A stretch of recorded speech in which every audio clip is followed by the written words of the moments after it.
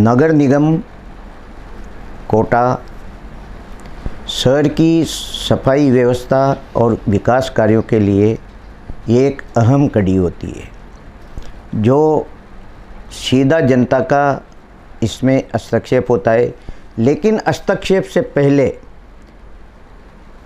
एक जनप्रतिनिधि जो नगर निगम पहुंचता है वह होता है वार्ड पार्षद, और वार्ड पार्षद का काम एक बहुत महत्वपूर्ण होता है। यानी जनता का जुड़ाव सीधा पार्षद से होता है। हर समस्या, चाहे सफाई हो, चाहे स्वास्थ्य की हो, चाहे और भी जो गरीबों के लिए जो योजनाएं जारी होती है, उन सब से सीधा जुड़ाव एक पार्षद से होता है।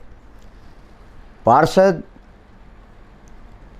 अपने वार्ड की जनता के बीच में रहकर उसे सुख दुख सभी की उनके साथ जुड़ी होती है। आज हम इसी कड़ी में दक्षिण कोटा नगर निगम वार्ड नंबर 6 के पार्षद नितिन धारवाल साहब से बात करेंगे। धारवाल साहब एक युवा पार्षद हैं और पार्षद को जनता तभी चुनकर भेजती है जब विश्वास कायम होता है किसी भी जनप्रतिनिधि पर। आइए बात करते हैं नितिन धारवाल जी से।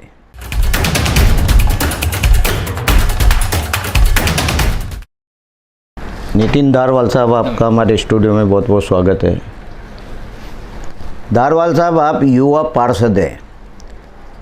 हम ये जानना चाहेंगे कि आप कब से राजनीति में आए और शिक्षा आपकी क्या रही? मैं राजनीति बोले या फिर समाज सेवा बोले? जी जी। तो समाज सेवा में तो जब आप 8वीं 10वीं क्लास में पढ़ते थे तब से ही करते थे। जी जी जी। धीरे धीरे समाज सेवा करते करते हम छात्र संघ चुनावों की ओर चलते रहे। जी। जो साथी हमारे कॉलेज विद्यार्थी थे, जो बड़े भी थे और कॉलेज विद्यार्थी भी थे, जी, उनका सपोर्ट करते रहे। और साथ ही साथ जो जन सेवा का भाव था तो हम वो करते रहते थे। तो धीरे धीरे वो जन सेवा करते करते हम राजनीति में आ गए। जी। नितिन धारवाल साहब, पार्षद का चुनाव लड़ना और फिर जनता उसे जिताती है, यानी उसका व्यवहार देखा जाता है, तभी वो एक विजयी पार्षद के रूप में नगर निगम में पहुंचता है। तो क्या जनता आपको कैसे चाहती थी? किस तरह की सेवा आपके वार्ड में आप करते थे? जनता हमें किस तरह से चाहती थी? हम एक उस वार्ड से आते हैं जिसका क्षेत्रफल बहुत बड़ा है। जी जी।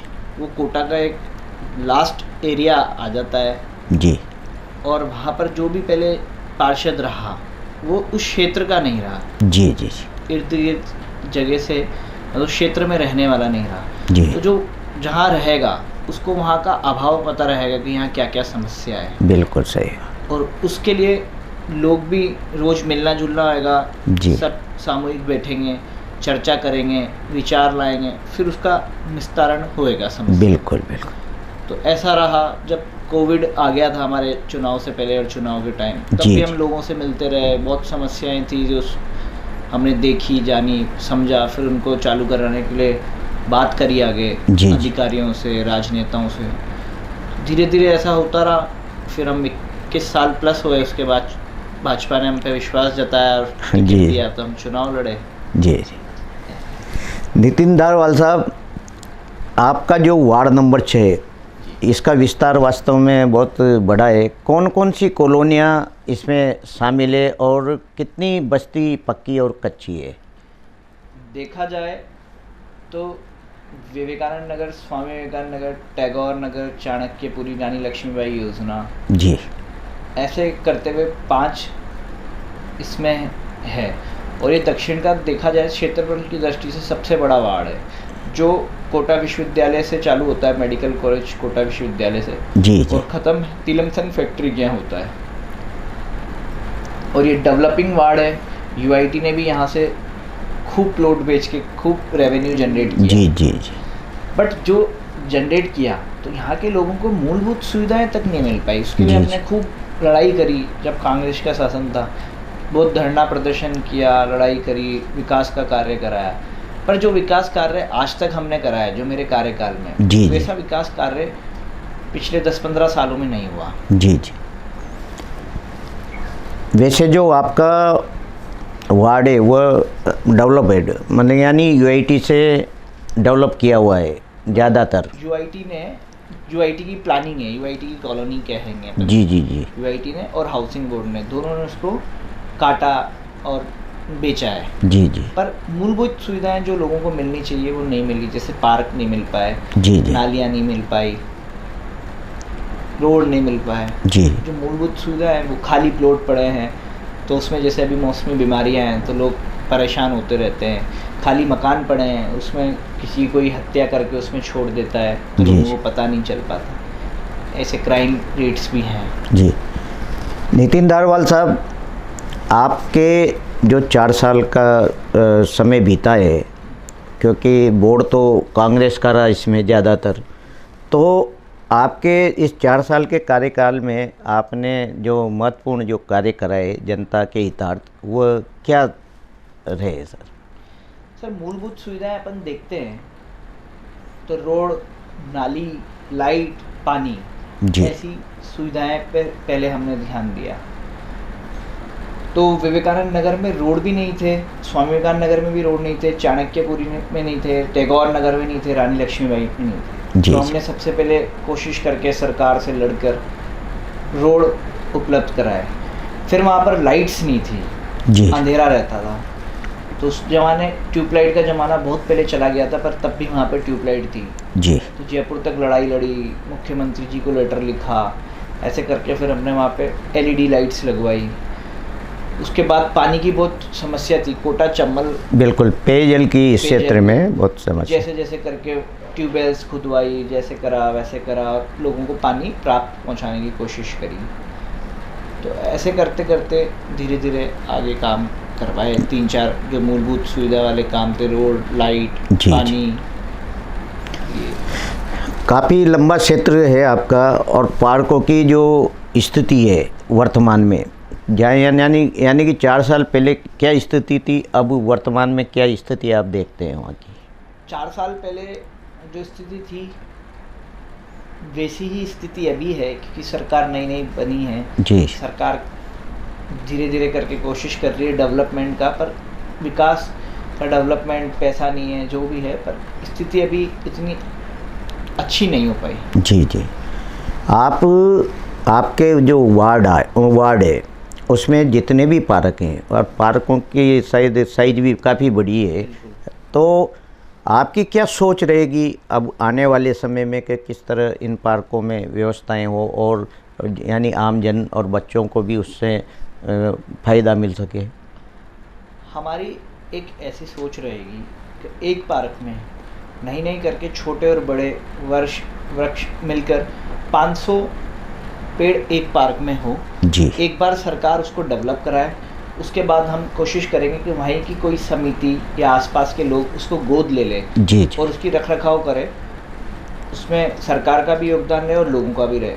तो उस हमारे वहाँ पर 30 से 40 पार्क है पूरे वार्ड में मिला के। जी जी। उससे ज़्यादा ही होंगे, पर 30-40 तो हैं। तो अगर एक पार्क में 1500 पौधे भी लगे तो एक हरा भरा और ऑक्सीजन देने वाला वार्ड बन सकता है। तो ऐसा हमारा जी वो रहेगा। आपके वार्ड की जनता कहती है कि हमारा युवा पार्षद हमेशा चौकस रहता है, यानी रात दिन मेहनत करता है, तो किस तरह समय निकालते हैं आप वार्ड की जनता के लिए? वार्ड की जनता के लिए हम 24 घंटे तैयार हैं। जी। जब उनका फ़ोन आ जाए या कोई घर आ जाए तो हम उनके लिए 24/7 तैयार है। कैसी भी स्थिति हो, कुछ भी हो, तो उसमें लड़ने के लिए तैयार है। और माननीय लोकसभा अध्यक्ष जी, कैबिनेट मिनिस्टर रणजीत दिलावर जी। और भी संबंधित मंत्रियों से बराबर वार्ड के लिए बात करते हैं कि इसको कैसे ना कैसे कितना अच्छा कर सकते हैं, उसके प्रयास में हम लगे रहते हैं। जी।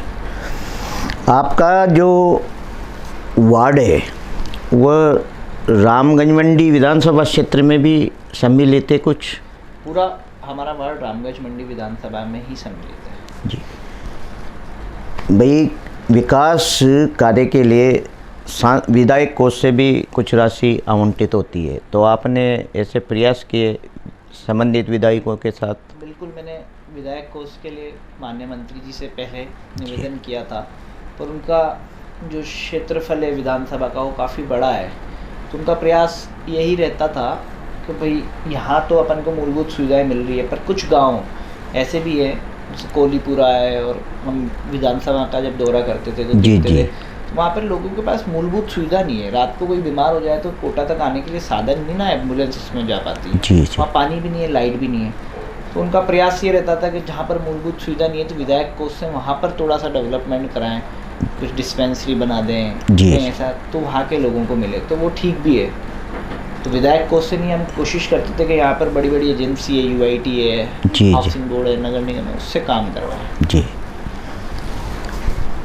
नितिन जी, एक वार्ड पार्षद के सामने सबसे बड़ी समस्या होती है सफाई व्यवस्था की, और वार्ड बड़ा होता है यानी कर्मचारी कम होते हैं, और कहीं न कहीं ये व्यवस्था थोड़ी चरमरा भी जाती है। आप किस तरह कचरा संग्रहण की व्यवस्था को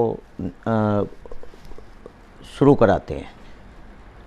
हमारा सबसे बड़ा लोगों से यही निवेदन रहता है कि डोर टू डोर टिपर आता है, अगर अपन कचरा उसमें डालेंगे जी तो सफाई की इतनी ज़्यादा प्रॉब्लम नहीं है ये, पर धीरे धीरे लोग इसको अपनी आदत में बनाएंगे जी, और उसमें डालेंगे तो कचरा ज़्यादा नहीं फैलेगा। जी। और हमारा वार्ड खुला वार्ड है, बिल्कुल, इधर देखो उधर खाली प्लॉट, खाली मकान मिल जाएंगे, तो लोगों की थोड़ी सी वो होती है कि कहीं खाली दिखता है तो वहाँ पर वो कचरा फेंक देते हैं, तो इस वजह से थोड़ी सी प्रॉब्लम वो है। और वार्ड का क्षेत्रफल बहुत बड़ा है जी, सफाई कर्मचारी इतनी नहीं है जितना होना चाहिए। तो आपके जो वार्ड में कितने तो टिपरों की व्यवस्था है, और किस तरह उनको विभाजित किया हुआ है? एक टिपर स्वामी विवेकानंद नगर के लिए रहे, एक विवेकानंद नगर के लिए रहे, एक टैगोर नगर, चाणक्यपुरी, रानी लक्ष्मीबाई योजना, उसके लिए रहे, ऐसे करके। नितिन जी, सबसे ज़्यादा वार्डों में समस्या होती है कचरा पॉइंट की जी, यानी जगह जगह डाल देते हैं, तो उसको सुव्यवस्थित करने के लिए आपका क्या प्रयास रहता है? हमारा यही प्रयास है कि लोगों को थोड़ा सा समझाएं, और हम कोशिश कर रहे हैं जहाँ जहाँ पर भी कचरा पॉइंट है ना, वहाँ पे हम पेड़ पौधे लगा दें। जी, और वहाँ पर वो रहे टिपर जिसके भी घर पर नहीं आ रहा वो हमें सूचित करे जी, प्रॉपर टिपर आएगा जी, तो कचरा अपनी एक बास्केट बना लें या कुछ भी बना लें, तो कचरा टिपर में ही डालें, इधर उधर डालने की हमें ज़रूरत क्यों पड़े। नितिन जी, आप युवा पार्षद हैं, आजकल जो सबसे बड़ी समस्या है आवारा पशुओं की, तो आवारा पशुओं के लिए आप भी निगम में जाते हो, बैठकों में शामिल होते हो, तो इस तरह की समस्या आप उठाते हैं कि इससे जनता को रियायत मिले? इसके लिए हम सरकार को आपके माध्यम से निवेदन करना चाहते हैं जी कि गाय और बैल और कुत्ता, जो भी जानवर जो किसी को हानि पहुंचा सकता है जी, इसको रखने के लिए उसके पास लाइसेंस होना चाहिए, उसका रिकॉर्ड सरकार के पास होना चाहिए। बिल्कुल, और सरकार उसके मापदंड चेक करे और उस पर चालान भी करते हैं। बिल्कुल, ऐसा होना चाहिए। बिल्कुल। और एक बार किसी की गाय बाहर घूमती हुई गाय भैंस पकड़ाई में आ जाए तो सरकार उसको ट्रैप कर ले, वापस छोड़े नहीं चालान करके। जी जी जी, उसको ट्रैप कर ले, और कुछ ऐसी NGO माध्यम संस्था खुलनी चाहिए जो उसको रखे, पाले, करे, पर सामने वाले आदमी को नहीं दे, और फिर वो आगे से रख भी नहीं सकता। जी जी, ऐसे कड़े नियम आने चाहिए, तब रोड पे गौ माता, कुत्ते, ये सब घूमना बंद होंगे, तो इससे आमजन को भी सुरक्षा और अच्छा रहेगा। जी जी, और उनकी भी केयर होएगी, और जो मालिक लेकर आता है और उनका दूध निकाल कर उनको छोड़ देता है, तो ऐसा नहीं होगा। जी नितिन जी, ज़्यादातर कॉलोनियों में देखा जाए तो नालियों की समस्या बहुत गंभीर है जी, यानी थोड़ी बरसात होती है और पानी का प्रवेश द्वार बंद हो जाता है कहीं न कहीं। तो नालियों के निर्माण के लिए आपका क्या प्रयास रहा? हमारा जहाँ जहाँ हमने नालियाँ नहीं बनवा दी, विवेकानंद नगर में हमें कुछ बजट मिला था जी तो आधे विवेकानंद नगर में हमने नालियाँ बनवा दी, आधे से आधे में बन चुकी है। जी जी तो वहाँ पर तो काफ़ी अच्छा हो गया क्योंकि कॉलोनियों को निर्माण 20-20, 25-25 साल पहले हुआ है। बिल्कुल तो जो बिल्कुल। नालियाँ हैं वो झज्जर हो गई है एकदम, उनका स्लोप, उनका सीमेंट, हर चीज़ ख़त्म हो गया। जी जी उसको बस साफ़ करने से पर्याप्त नहीं रहेगी, अब वहीं नई नालियाँ निर्माण हो बिल्कुल। तब उसमें कुछ हो सकता है अच्छा। 4 साल में आपके वार्ड को कितना बजट अब तक मिल चुका? 4 साल के इसमें 5 करोड़ रुपए, जी जी जी 6-7 करोड़ रुपए हमारे उसमें। जी, यानी 6-7 करोड़ में आपने विकास कार्य जी। कराए हैं ना। अब आपका कार्यकाल बचा है साल या सवा साल, तो सरकार भी अब आपकी है, तो आने वाले जो साल सवा साल में आपकी क्या महती भूमिका वार्डवासियों के लिए रहेगी विकास कार्यों के लिए? नाली, जी पार्क और रोड, जी इस पे हम मेन फोकस करेंगे। जी। जाते जाते आपके वार्ड की जनता को आप क्या संदेश देकर जाएंगे कि किस तरह अपने वार्ड को स्वच्छ रखें? हमारा संदेश यही रहेगा, कचरा अपन फेंकने से किसी और को भी रोकें जी और खुद भी कचरा नहीं फेंकें, तो स्वच्छ वार्ड अपना हो जाएगा। जी। जिनका पार्टी का पार्षद है नितिन धारवाल, पिछले लगभग 5 साल पूर्ण होने को आ रहे हैं सफाई के नाम पर। लगभग नितिन धारवाल को 5 साल के लगभग पार्षद बने हुए होने वाले हैं, परंतु सफाई सेक्टर में ले लो, यहाँ पर आप कोई व्यवस्था नहीं है। नालियाँ जाम हो रही है, बरसात के टाइम भी 2-3 बार नाले जाम हुए हैं, रोड पे गंदगी पड़ी रहती है। कई जगह इन्होंने सीसी रोड बनाए हैं, पर उस जगह बनाए जो इनके खुद के मोहल्ला है जहाँ ये रहते हैं। और बोरिंगें, आज टंकियों का पानी समय पे नहीं आता है। रोड देखें, स्वामी विवेकानंद नगर 5 सेक्टर में रोड को बने लगभग 3 साल के ऊपर हो चुके हैं, पूरी गिट्टी निकली हुई है रोड की, और वो उसी समय निकल गई थी। पार्षद को बुला के चेक कराया था। रोड तो बना है और नालियों का निर्माण हो जाए तो ज़्यादा बढ़िया रहेगा। और इसके अलावा क्या बड़ी समस्या है इस वार्ड में जिसका होना चाहिए?